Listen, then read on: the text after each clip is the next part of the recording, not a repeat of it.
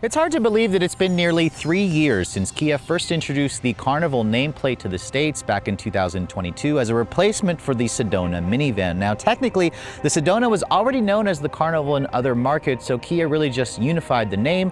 And for 2025, we are seeing the first big refresh, and it's pretty extensive. You can see it has a brand new design in the front. In the rear, it has a brand new infotainment system, and for the first time ever, there's now a hybrid powertrain available underneath the hood. So today, we're actually out here just north of Portland, Oregon, with the rest of the members of the Automotive Video Association. And the big question I want answered: has Kia managed to make this Carnival an even better party van? Stay tuned to find out.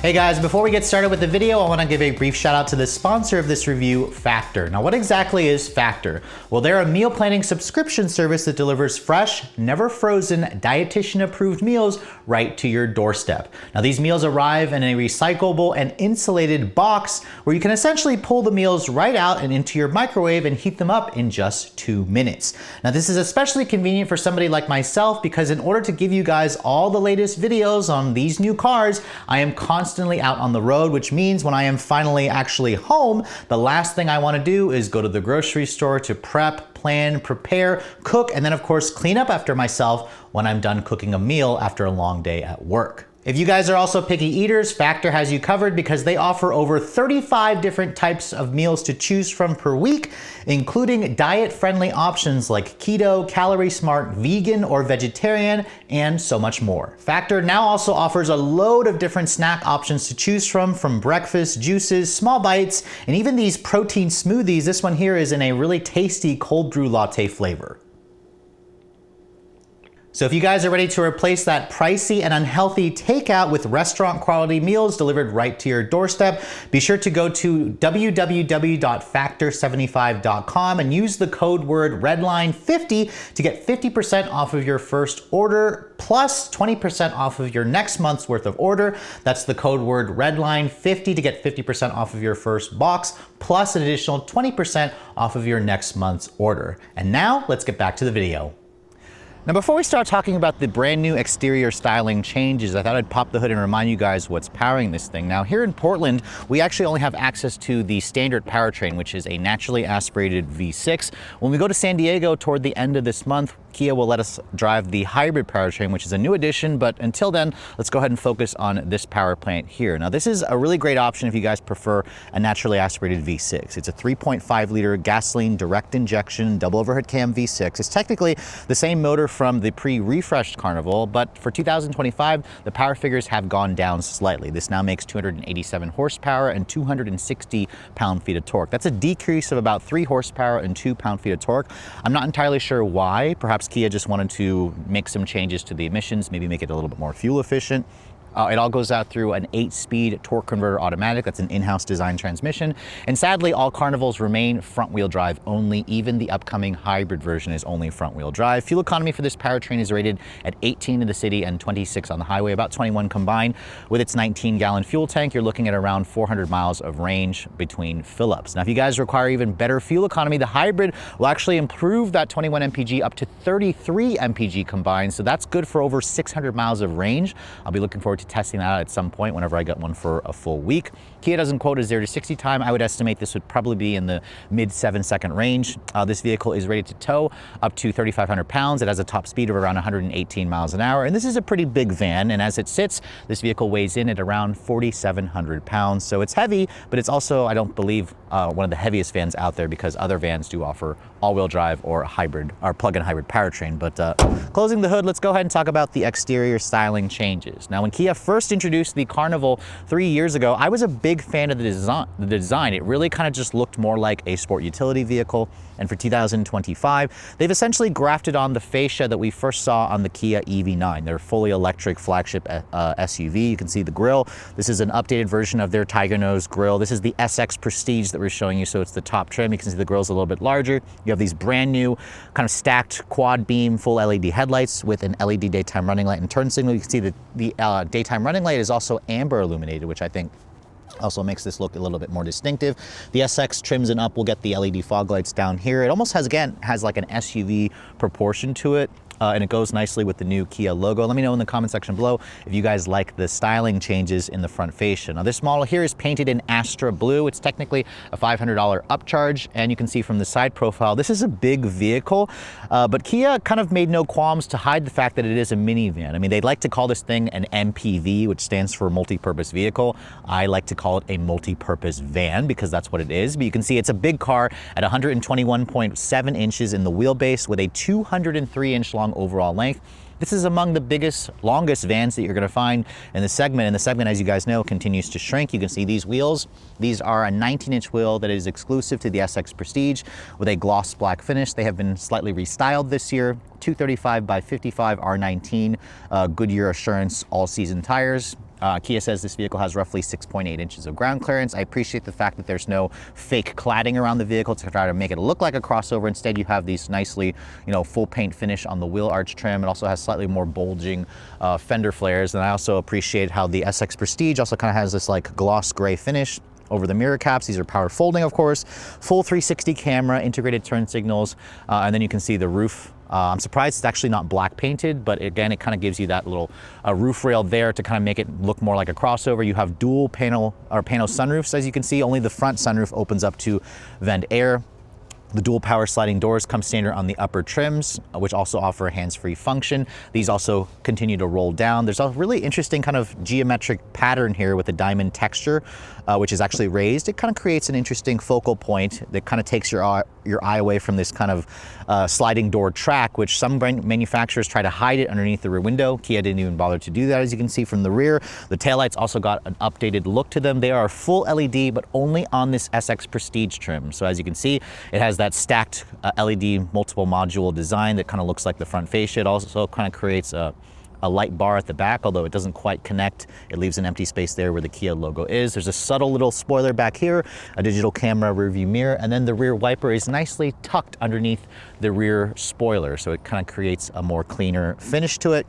The back here, you can see there's just a Carnival badge. There's no like SX Prestige badge or anything like that. I imagine the hybrid version will have a HEV badge at the back, but we'll have to wait until we see that vehicle at some point in person. But looking at the cargo area, you can see this is a minivan, so it offers a ton of cargo space. It's got a hands-free power liftgate, as you can see, and with the cargo space back here, you get a little over 40 cubic feet of total storage space. 40 cubic feet is definitely among the bigger end of the segment, and you can see we've managed to put all of our camera gear back here, including our suitcases. If you want to fold down this seat, you can expand the cargo to around 86 cubic feet of space, and then my particular test car here has the 8-passenger configuration, so you could take out the second row as well. That'll expand the cargo to up to 145 cubic feet. Now, 145 cubic feet is going to be more than what you're going to find in something like a Chevrolet Suburban or like a GMC Yukon XL or an Expedition L. So there's a reason why people continue to buy minivans. However, if you're looking for even more space in a minivan, that's where the Chrysler Pacifica with their stow and go seats will actually give you a little bit more space.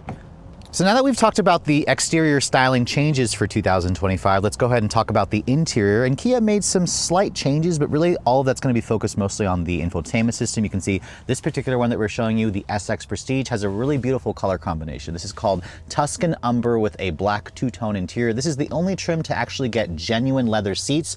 The other trims will kind of get their Syntex, which is a faux synthetic leather. The base S, I believe, the base S, gets, I believe, a cloth seat, but these seats are also heated and ventilated. They adjust in 12 different ways. You also get 2-person memory on the driver's side, and it definitely makes for an interior that feels a lot more upscale versus some other minivans in the segment. Now, getting inside, the Carnival has a really easy step in height thanks to that near 7 inches of ground clearance. As I shut the door also has a pretty solid sounding thunk. And then as you can see, once you're in here, let's go ahead and talk about the key fob. You can also check out the newest key fob from Kia. I actually really love the way this key looks. It has that detonator style look to it where the buttons are on the side. It has a lot of buttons here for lock, unlock, power liftgate, panic. And then on this side, you have remote start, and you can also open and close the power sliding doors remotely. Kia also offers their latest digital key function as well, where you can use your smartphone as a key. And really, this interior really makes a great first impression. Starting the car up, you can see the start-stop button is right here.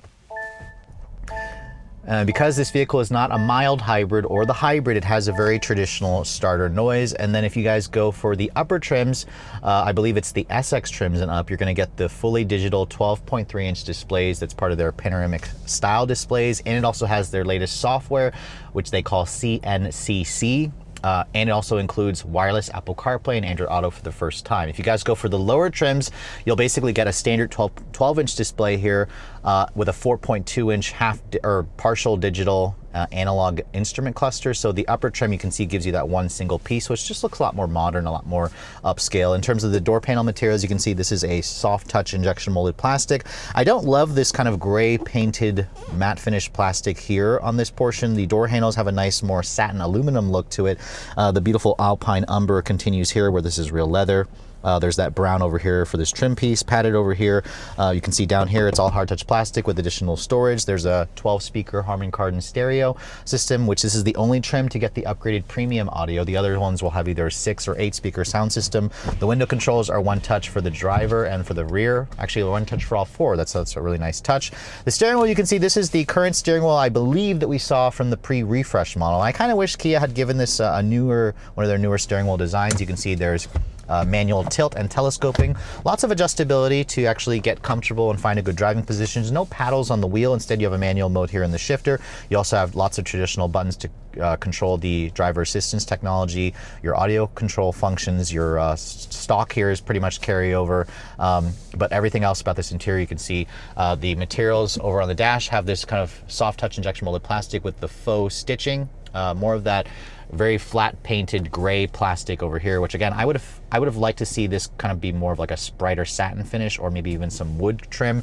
The SX Prestige is also the only trim to give you a heads-up display. This is actually a new feature for 2025. I like the fact that it has that. It's an 11-inch head-up display. You don't typically find that in the minivan segment, so that's a nice little upscale touch. And then over here, coming back to the center stack here, Kia also updated the climate and audio functions where you still have two knobs over here where you can control the 3-zone automatic climate control, but this is taken from the EV6. You can see push that, it actually switches it to be a dual function where you can operate the audio controls over there. So some people don't really like that. I think it's a cool touch. I mean, once you get used to that, you're gonna kind of know exactly what to do when you need to access audio or your climate information. Down here you can see there's 2 USB-C charging ports. There's also a wireless phone charging pad where I like how Kia and Hyundai have been kind of raising that little area there to keep the phone from overheating. This center console area, although looks pretty much the same, this controls your 8-speed automatic. If I put the vehicle into reverse, you can see there's your full 360 camera with trajectory. It has rear cross traffic alert and braking, parking sensors. You can also click that and do a full 360 perimeter scan around the van, which is also great if you're trying to parallel park this vehicle. So the quality and resolution has definitely improved. You have a lot of traditional hard buttons here. You have electronic parking brake with an auto hold feature. Your drive mode selector is here. So if I tap that, you can see there's 4 different drive modes going from smart, eco, normal, and sport. It also changes the way the gauges look. You can also adjust the way the gauges look in the infotainment display. You have your heated and ventilated seat controls. I believe the SX trims and up only give you the heated and ventilated seats. You have 2-level heated steering wheel, parking sensors to turn on and off. Good amount of storage here as you guys expect. It's a minivan. Padded center console here as well. If I open this up, it's actually a relatively deep center console, but no additional power or outlets over there. Instead, they're going to be located over here. And then when you go to the native system here, you can see this is kind of the same system that I've showed you in other Kia models. It has wireless over-the-air updates as well, so that's something that you can be happy to see. I mean, compared to the older system, the software has just been improved. It's still quick and snappy and responsive, but most of you again are just going to really appreciate the wireless functionality for the CarPlay, which is a huge improvement. That's something that Kia and Hyundai took a long time doing, so it's great to see it's finally here. Above me, you can see it's got a woven material here. There's a digital camera rearview mirror. There's lots of LED map lighting in here, but if you want ambient LED lighting, you actually have to spec in an option package for the VIP lounge chairs. So I'm surprised that they kind of tie it into the second row captain chairs. Without it, there's no multicolor ambient lighting. But it's still a nice interior. You can see the sunroof here does allow you to open this up to actually vent air. It just kind of slides open only over the 2 front seats, but it's nice that Kia gives you that. That's the maximum amount that it opens with the traditional manual shade. But overall, the interior, as you can see, doesn't look all that different from the pre-refresh model, but Kia really made some calculated changes, mostly around the infotainment software, which I think a lot of families are going to really appreciate when they take a look at one of these vehicles. Now this is a minivan, so let's go ahead and talk about the second and the third row. And this is exactly one of the reasons why people buy minivans if you actually need to carry people, because there's just isn't a vehicle that can do this functionality any better. Now, as you can see, the power sliding doors make getting in and out of this vehicle a cinch, and you also don't have to worry about your kids basically slamming their car door into whatever car is parked next to you. Now, once you get back here, you can see my particular test car has the 8-passenger configuration. This is free, but you can also spec in a VIP lounge package, which will also include that ambient lighting that I mentioned earlier. It'll essentially remove this, give you full captain's chairs, and the seats will also be heated and ventilated. They also will give you more adjustability and range motion. But this is probably the configuration that I would personally choose. You can see the seats still give you the ability to slide them a crap ton forward and back. I can literally jam my knees up against the seats if I wanted to, but with the seat all the way back, I mean, check out the space back here, guys. I can easily cross my legs and get super comfortable. There's up to 40.8 inches of legroom, so just under 41 inches of legroom. There is an armrest here on this side, but overall, as you can see, you can easily fit 3 people across because of how wide the vehicle is. If you want to create basically captain style chairs, you can fold this down. You can see there's a nice little table here. There's more cup holders. There's a padded area here where you could technically rest your elbows. So I assume most families will probably just keep it in this configuration anyways. This seat also gives you the ability to slide it forward and back, and you can also, look at that, you can basically slide it all the way back to where it will take up the space in the actual third row, or you can also take it out as well.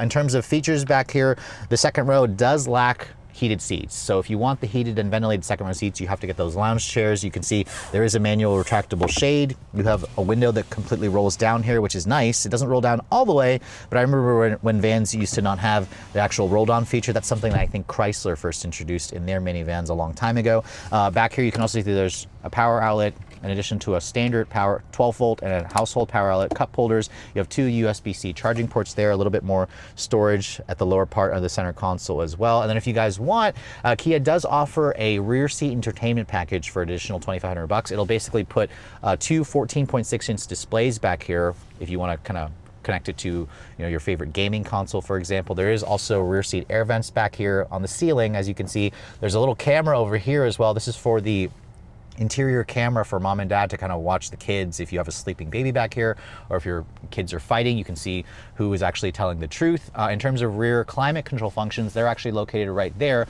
on the ceiling.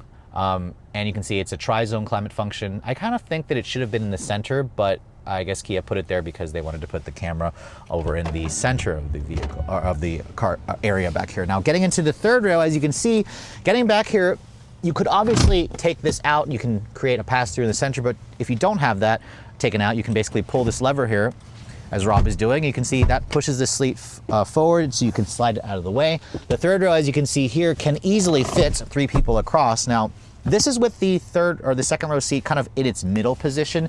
And Kia says, I believe in this position, you have around 35.8 inches of legroom. That's actually plentiful. You can see for somebody my height at 5'7", I could easily sit back here on a longer trip and get super comfortable. I could still cross my legs and get comfortable back here. So this is, again, one of the reasons why you buy a minivan. There's a completely flat floor over here. You just don't find this level of practicality and space in an SUV, and also have enough space for basically 8 people, and there's stuff behind the third row. In terms of features, there are still manual retractable shades back here, which is nice. You have a USB-C charging port on both sides, and this area here sadly is hard touch plastic. I would have liked to see this padded, but I guess if you have little kids back here, they're going to destroy the area. There's cup holders, a little bit more storage over here.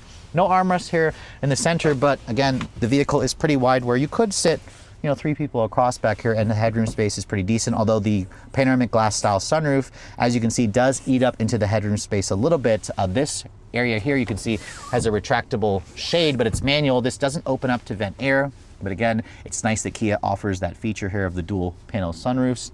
So overall, as you can see, the Carnival is still one of the best vehicles out there for carrying people and stuff, but it's pretty much on par with the rest of the minivan segment.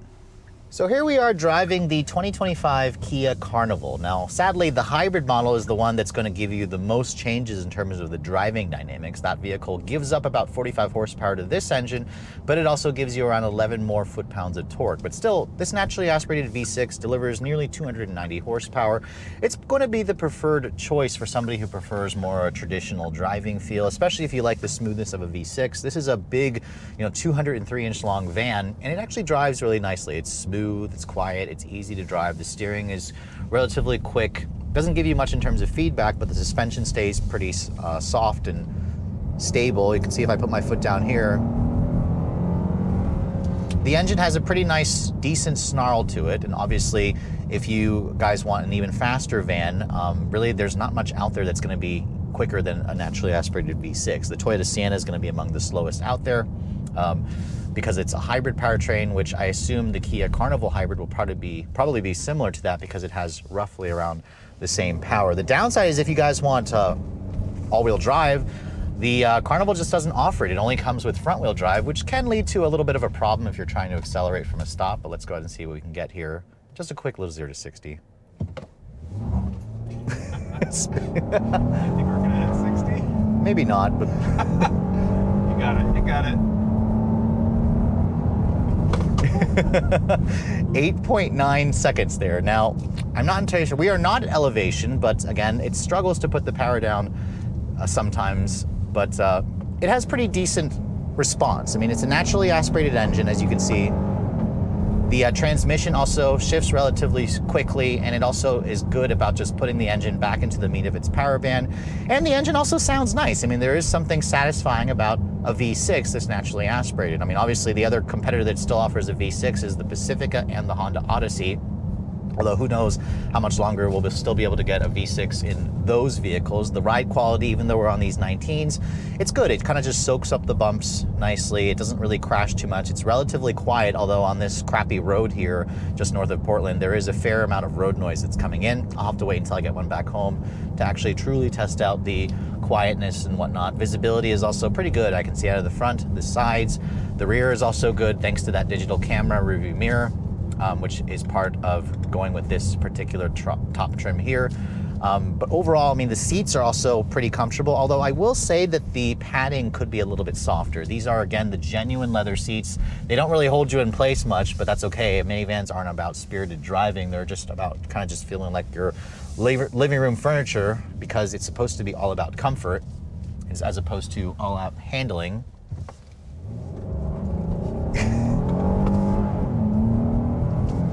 And of course, it is front wheel drive, and you do notice when you're trying to accelerate quickly and you're making a turn, the front wheels will spin, but I did notice as well the traction control in this thing is very, very aggressive. So it's gonna try to, of course, rein you in to keep you from spinning out. But let's try another quick 0 to 60 run here. I wanna... Can you turn off the traction control? I'll turn off the traction control here and see if we can get a slightly better time. That's hilarious.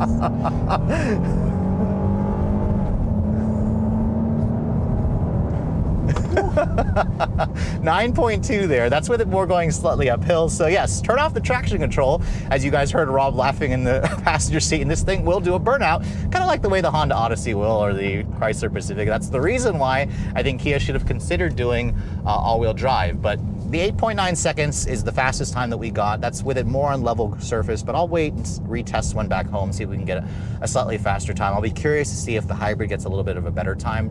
8.9 is definitely on the slow end, but at least it makes a decent sound, and you can do those little burnouts when you're trying to accelerate. So that's kind of a comical thing with these minivans. But overall, the Carnival still has a nice driving experience. It hasn't really changed too much from the pre-refreshed version. But I am very much, again, curious to drive the hybrid model. But I think for those of you who need to drive a van for family purposes, you need the space, this is definitely still one of the better driving minivans that you're going to find in the segment. So at just under 44,000 units sold in America in 2023, the Kia Carnival sales have actually doubled in the last year compared to 2022. So obviously the Carnival has been a big success for Kia. I remember when I first had a chance to test out this vehicle in 2021, when it was new for 2022, Kia Carnival sales were around 15,000 a year here in the US. Well, technically it was known as the Kia Sedona. So obviously there is still a market of people who want to buy a minivan, and the company did something right with the new Carnival. So after spending some time driving the 2025 updated version, obviously styling is always subjective, but I really love the way that Kia has updated the look of this car, especially in the top SX Prestige trim in this Astra Blue with the black wheels. It certainly says it's a minivan, but it also says it's a much more modern, upscale, and more crossover-like minivan, more utilitarian-like minivan. Obviously, I'm sad that I wasn't able to drive the hybrid powertrain here, but we should be able to do that again in San Diego in just a few weeks. But as you guys saw, the V6 engine delivers pretty much what I expect in terms of acceleration. It's smooth, it's refined, it's got a smooth shifting 8-speed automatic transmission. It still has trouble putting the power down at times because, again, it's front-wheel drive. So I really would like to see Kia eventually offer all-wheel drive on this vehicle, but perhaps maybe the hybrid model should address that. At some point, they could easily add another electric motor at the back to give that vehicle all-wheel drive. In terms of the handling dynamics, it's competent. Nobody buys a minivan to go sporty, driving dynamics, but the interior is comfortable, the ride quality is smooth, there's a ton of space on the inside and out, and the technology has just been greatly improved, and that was one of my criticisms of the earlier versions of the Carnival, so it's great to see Kia kind of making those updates. Really, the only thing I can gripe about is the fact that this vehicle has just gotten a lot more expensive over the years. In fact, for 2025, Kia has jacked up the price of the Carnival by about $3,000. So if you guys want to get into a base version, that's going to start at now $36,500. Compare that to 2024 when it was $33,500, and compare that to 2022 where it was $32,500. So they've just been increasing the price over and over. And if you guys want the hybrid, that'll cost you at least $40,500. However, the hybrid powertrain in general is only about a $2,000 upcharge because it's not offered in the very basic trim. Now, if you guys want this trim here, the fully loaded model, it basically comes with everything, and there's a ton of upscale tech. This model here with destination and the color upcharge comes in at $52,755. That's right, 52 grand for a minivan is just a stupid amount of money. But if you're looking at something like the Pacifica, and you're looking at the Sienna, you're looking at the Odyssey, those are also over $50,000. So that's just kind of where we are right now with the industry. Cars are just getting more and more expensive, even family vehicles like this. But if you guys are looking for a minivan and you want something with some of the best tech, of course, some of the most spacious interiors, and some of the best in terms of style, you should definitely put the new Carnival at the very top of your list. But with all that said, hope you guys have enjoyed my full overview on the brand new 2025 Kia Carnival. If you're also looking to see the latest cars I'm testing, be sure to follow me on Instagram at Redline_reviews, like us on Facebook, and as always, guys, please keep subscribing to the Redline Reviews YouTube channel for all the latest reviews. Thank you so much for watching. I'll catch you all in the next video.